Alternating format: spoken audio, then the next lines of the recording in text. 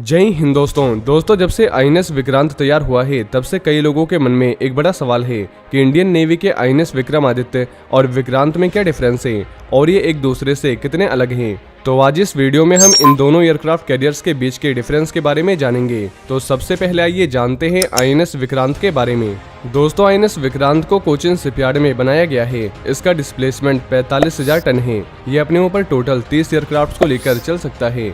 इसकी length 262 metre है। साथ ही इसका कुल एरिया 2.5 एकड़ का है और इसकी मैक्सिमम स्पीड 56 किलोमीटर प्रति घंटा है। इस पर डिफेंस के लिए बराक मिसाइलें लगी हैं और ब्रह्मोस जैसी मिसाइलों के लिए इंटीग्रेशन का काम शुरू हो सकता है, जिससे फ्यूचर में इस कैरियर से लंबी दूरी की मिसाइलों को दागने की क्षमता डेवलप की जा सके। आईएनएस विक्रांत को कम एरिया में एयरक्राफ्ट के टेक ऑफ और लैंडिंग के लिए खास तौर से डिजाइन किया गया है। इसके लिए इसे short take off but arrested landing के रूप में डिजाइन किया गया है, जिसमें इसका आगे का हिस्सा ज्यादा उठा हुआ है। इसका फायदा यह है कि एयरक्राफ्ट कम जगह में आसानी से टेक ऑफ और लैंड कर सकता है। वहीं आईएनएस विक्रांत में जनरल इलेक्ट्रिक टरबाइन लगे हैं, जो इस बड़े कैरियर को 1.10 लाख हॉर्स पावर की ताकत देते हैं। इस एयरक्राफ्ट कैरियर की सेलिंग रेंज 15,000 किलोमीटर है, यानी एक बार में ये 15,000 किलोमीटर तक समुद्र में जा सकता है। और आईएनएस विक्रांत में करीब 2,200 कंपार्टमेंट हैं, जो इसके 1,600 सेलर्स और ऑफिसर्स के लिए हैं, जिनमें महिला ऑफिसर्स भी शामिल हैं। वैसे इस एयरक्राफ्ट कैरियर को बनाने में 76% स्वदेशी मटेरियल का इस्तेमाल किया गया है और इस पर 76 mm की 4 auto Breda dual purpose cannon लगा है, जो दुश्मन के जेट्स, मिसाइलों और वॉरशिप्स को तुरंत बर्बाद करने की मारक क्षमता रखता है। इसके अलावा इसमें 4 AK-630 गन लगी है और इसका भी काम दुश्मन पर अटैक करने का है। वहीं आईएसए विक्रांत पर MiG-29 के फाइटर जेट्स, अमेरिकी MH-60R multi role naval helicopter ALH Dhruv और कमो के A-31 AEW हेलीकॉप्टर्स तैनात होंगे। और MH-60R को रोमियो हेलीकॉप्टर भी बुलाया जाता है, लेकिन फ्यूचर में आईएसए विक्रांत पर दुनिया के बेस्ट नेवल फाइटर जेट्स की तैनाती की जा सकती है, जिसके लिए फिलहाल राफेल, सुपर हॉर्नेट समेत कई फाइटर जेट्स में कंपटीशन जारी है। और TEDBF पर भी काम जारी है, जो फ्यूचर में विक्रांत पर तैनात हो सकता है। तो दोस्तों ये खासियतें हैं आईएनएस विक्रांत की। वहीं अगर आईएनएस विक्रमादित्य की बात करें तो आईएनएस विक्रमादित्य को इंडियन नेवी के बेड़े में शामिल होने से पहले बाकू और एडमिरल गोर्स्को के नाम से जाना जाता था। इंडियन नेवी की जरूरतों को देखते हुए इसमें कई अपग्रेड व सुधार किए गए और इंडियन नेवी में शामिल किया गया, इसलिए अब इसे आईएनएस विक्रमादित्य कहा जाता है।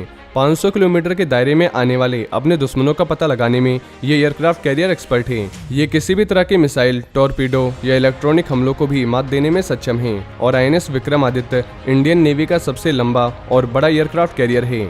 इस कैरियर के इंडियन नेवी में शामिल होने से नेवी की ताकत में जबरदस्त इजाफा हुआ था और 2014 से आईएनएस विक्रमादित्य इंडियन नेवी में सेवा दे रहा है। दोस्तों आईएनएस विक्रमादित्य 44,500 टन वजन वाला 284 मीटर लंबा व 60 मीटर ऊंचा एयरक्राफ्ट कैरियर है। अगर कंपैरिजन के तरीके से देखा जाए तो इसकी लंबाई लगभग 3 फुटबॉल मैदानों के बराबर और ऊंचाई लगभग 22 मंजिली बिल्डिंग के बराबर है। वहीं समुद्र की लहरों पर आईएनएस विक्रमादित्य 30 नॉट्स यानी करीब 54 किलोमीटर प्रति घंटे की रफ्तार से सफर कर सकता है। साथ ही आईएनएस विक्रमादित्य पर MiG-29 के फाइटर जेट्स तैनात रहते हैं, जो इस कैरियर से हमला कर सकते हैं और इसे बचा भी सकते हैं।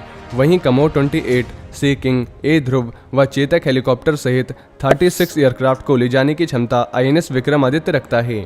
विक्रमादित्य AK-630 कैनन से भी लैस है। वहीं जमीन से हवा में मार करने वाली बराक मिसाइल इसे दुश्मन के फाइटर जेट से बचाने में काम आती है। और आईएनएस विक्रमादित्य पर 6 डीजल जनरेटर लगा है, जिससे 18 मेगावाट बिजली मिलती है। दोस्तों 18 मेगावाट बिजली से आराम से एक छोटा सा शहर रोशन हो सकता है और इस पर एक समय में 1600 से 1800 सेलर्स मौजूद रहते हैं। दोस्तों 500 किलोमीटर के रेडियस में समुद्र की 10 दिशाओं पर नजर रखने में MiG-29 के फाइटर जेट्स के जरिए आसमान पर 2000 किलोमीटर की दूरी तक दबदबा बनाए रखने और समुद्र में एक बार में 45 दिनों तक रहने की क्षमता आईएनएस विक्रमादित्य में है और इसकी रेंज 25,000 किलोमीटर है।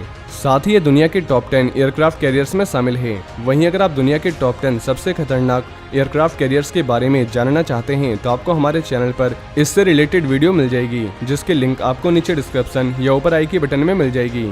और ये इन्फॉर्मेशन अगर आपके लिए यूजफुल रही हो तो वीडियो को ज़्यादा से ज़्यादा शेयर करें और चैनल को सब्सक्राइब करना न भूलें। जय हिंद, जय भारत।